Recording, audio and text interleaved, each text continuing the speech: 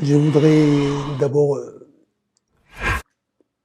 souhaiter le meilleur pour les acteurs du tourisme pour cette nouvelle année qui vient. J'espère que ce sera une année de rupture et qu'on va passer à autre chose. Parce que nous avons passé pratiquement 2 années maintenant qui ont été très dures. Nous avons été résilients, nous avons été omniprésents dans la solidarité les uns avec les autres.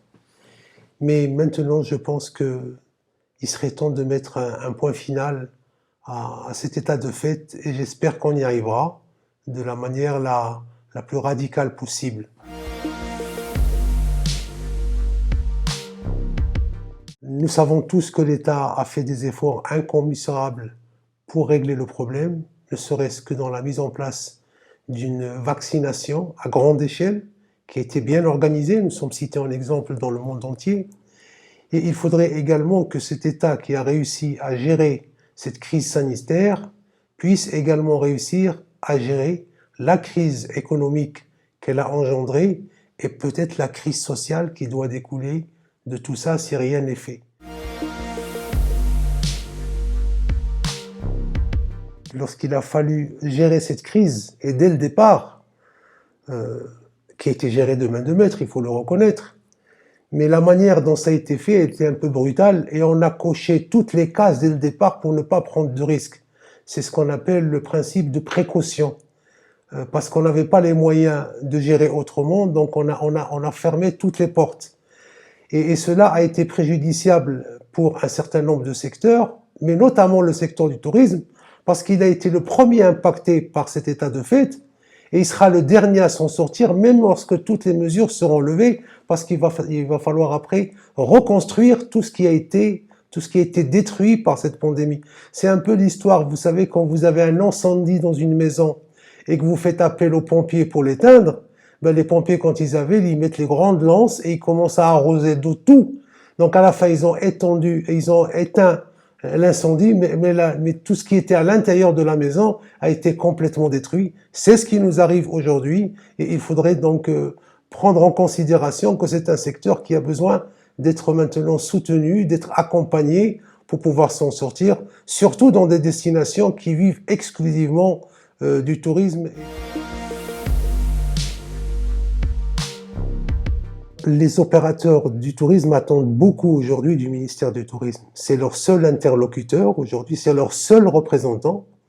Et ils comptent beaucoup sur ce ministère et sur Madame la ministre du Tourisme qui a donné des engagements quand elle les a reçus le 22 décembre dernier.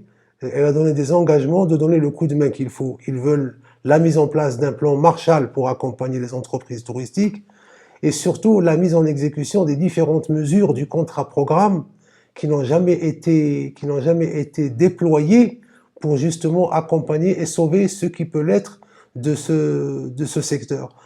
Il y aura un pic très prochainement. Dans notre malheur, il y a quelque chose quand même de bon, c'est que ça tombe un mois de janvier. Le mois de janvier est un mois creux dans le tourisme en général. Donc on peut encore faire l'effort de patienter pendant ce mois de janvier pour que les choses soient réglées. En fait, on a été piégé pendant des années par cette facilité du secteur du tourisme qui a permis à des personnes de se sortir de la pauvreté, de faire ruisseler la richesse un peu sur toutes les personnes. Et la ville s'est plus ou moins contentée de cet état de fait qui ne date pas d'aujourd'hui. Cet état de fait a commencé dans les années 80, dans les années 90. Marrakech a toujours attiré un certain nombre de visiteurs, des visiteurs de haute facture, des gens qui venaient là. Il y avait des écrivains, il y avait des peintres, il y avait des artistes. La liste est grande, il y avait des chanteurs, il y avait des écrivains. Et donc, ce sont ces gens-là qui ont fait la notoriété de Marrakech avant l'heure et qui ont fait que les gens ont voulu venir visiter la ville. Il y en a qui se sont même installés dans cette ville comme Marrakech. Et finalement, tout le monde s'est tourné plus ou moins vers le tourisme, que ça soit l'artisanat, c'est un peu normal que l'artisanat se tourne, mais tous les ma'allem de la ville de Marrakech, vous savez que ils ont été sauvés en 2000 lorsqu'il y a eu cet attrait pour les riads et les maisons d'hôtes, parce que ça a permis à tous ces ma'alem de se remettre dans le travail, de reconstruire des riads, de reconstruire des maisons, de mettre au goût du jour des matériaux marocains tels que le tadlakt, de reprendre des métiers qui étaient en perdition, qui allaient repartir. C'est grâce au tourisme que tout cela est reparti, tout cela est venu. Mais on s'est contenté de développer que le tourisme parce que ça marchait. Mais à côté de ça, on aurait dû développer autre chose. Et la ville de Marrakech, elle est propice à un certain nombre de choses qu'on peut mettre en place. C'est une ville formidable où il fait bon vivre. C'est une ville qui est sécurisée et c'est une ville qui se prête à la connaissance. Ce n'est pas pour rien qu'il y avait une médersa à Marrakech, la médersa Ben Youssef. Donc les étudiants avaient l'habitude de venir étudier à Marrakech. Pourquoi ne pas remettre au goût du jour cet attrait de Marrakech pour les étudiants et en faire une véritable cité universitaire avec un savoir de qualité. On a déjà une bonne université à Marrakech, l'université Qadi Ayyad. Elle peut nouer des partenariats avec des universités internationales, américaines, canadiennes, anglaises. On a également à quelques kilomètres de Marrakech, à Ben Guerir, une université de haute qualité, l'université Mohamed VI, qui dispense également le savoir.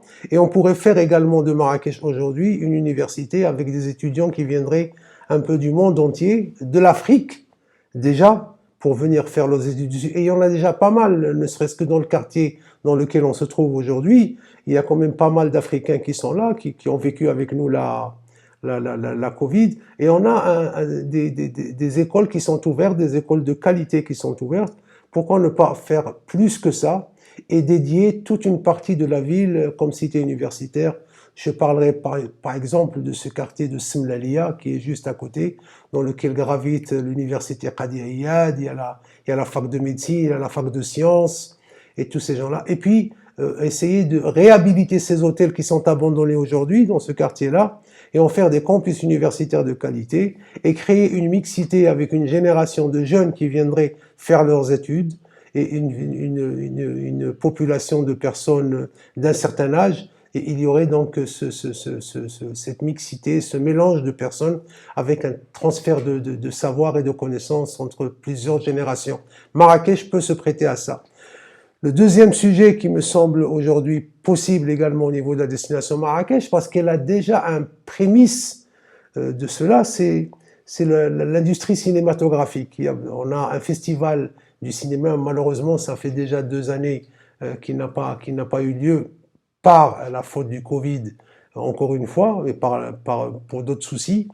Mais je sais qu'il y a beaucoup de grands réalisateurs qui adorent la ville de Marrakech pour venir tourner des films. Et puis c'est pas nouveau, les gens ont toujours aimé tourner des films à Marrakech, même dans les années 60, les années 70, il y a des films de qualité qui ont été tournés. Pourquoi ne pas remettre cela au goût du jour et permettre à ces super productions aujourd'hui de venir faire des tournages à Marrakech, mais à longueur d'année. On a même aujourd'hui des sociétés Marrakech qui existent et qui peuvent encadrer ces gens-là. Et on peut vraiment en faire une ville de cinéma de grande qualité avec des studios à ciel ouvert, et puis ça va employer beaucoup de personnes. Ça va employer beaucoup de personnes, que ça serait pour les costumes, pour les décors, pour le son, on apprendrait des nouveaux métiers et ça fera un nouveau départ pour la destination Marrakech.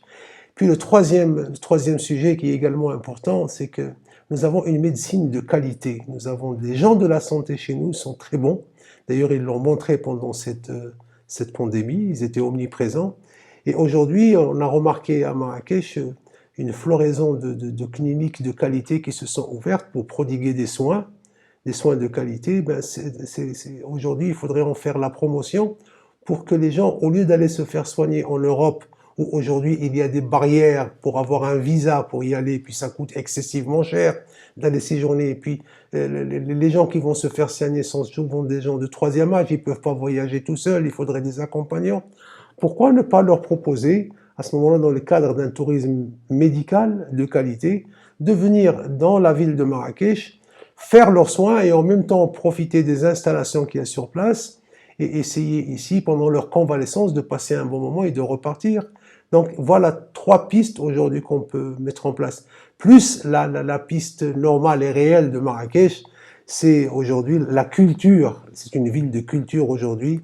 Il faut mettre en place aujourd'hui la culture. Et là, nous avons toute une flopée de jeunes, de start-up qui sont capables aujourd'hui de mettre en place la culture, mais avec un Web 3.0.